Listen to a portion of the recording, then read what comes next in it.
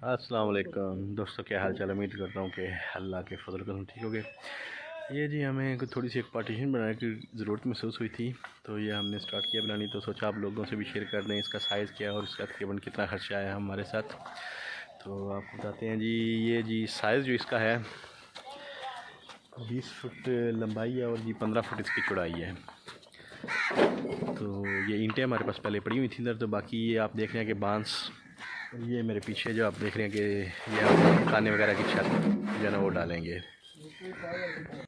तो ये जो पिलर दिए हैं इनके बीच में ये जाली लगेगी हमारी हवा के लिए। तो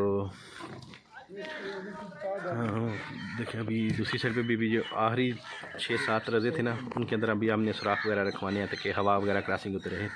इस दीवार पे भी ऐसे ही हमारे ये होल जो है सुराख है ना, जो इस तरह की ये ऊपर वाली दीवार बनेगी एग्जॉस्ट के लिए, एयर की क्रॉसिंग के लिए।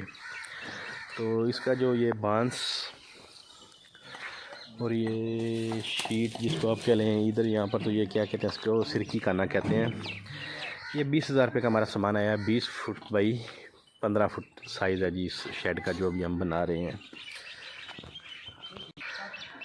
ये हमें 35 रुपये फुट जो है वो बांस मिला है और ये तकरीबन 10 रुपये फुट ये जो काना है ये मिला है। बांस जो है अच्छा मजबूत वाला जो है 2.5 इंच तक साइज़ में वो है।